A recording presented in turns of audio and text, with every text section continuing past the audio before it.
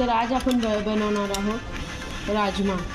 तर त्याच्यासाठी 2 ते 3 तास राजमा असे छान भिजून ठेवलेले, ते भिजलेत, स्वच्छ पाण्यातून धुवून घ्यायचे. तर आपण ते आता कुकरला लावूया.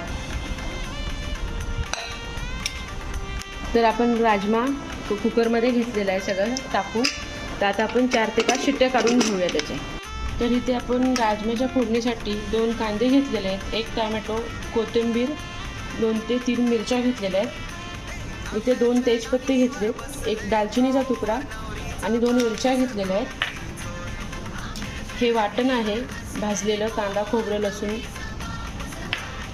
आणि इथे थोडी साखर घेतली, मीठ, घरचं तिखट, हिंग, हळद आणि काश्मीरी लाल मिरची पावडर.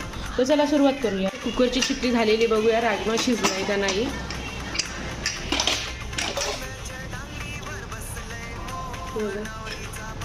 राजमा आपला छान शिजलेला आहे. चला आपण भाजी टाकूया. आपलं तेल छान तापलंय, तर आपण तेजपत्ता आणि वेलची वगैरे टाकून घेऊया.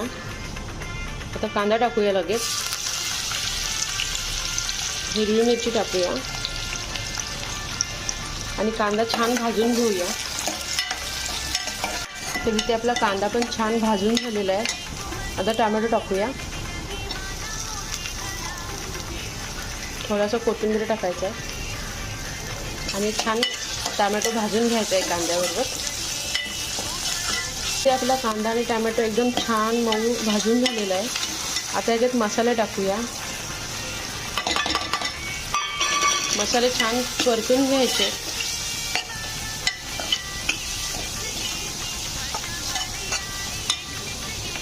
आता याच्यात वाटण घालायचं. वाटण पण छान तेल सुटेपर्यंत परतून घ्यायचं. आता आपलं वाटण छान भाजून झालेलं आहे, त्याला तेल सुटलेलं आहे साईडने. आता राजमा घालूया.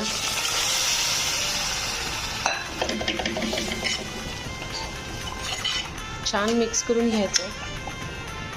थोडा कोथिंबीर घालायचं आहे आणि पाणी घालायचं आहे.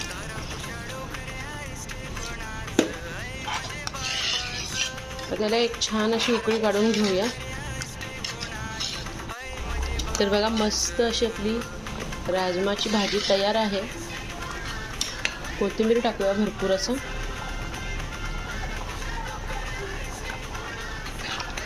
अशा प्रकारे आपला राजमा तयार आहे आणि सोबत भात खाऊन बघा, छान लागते.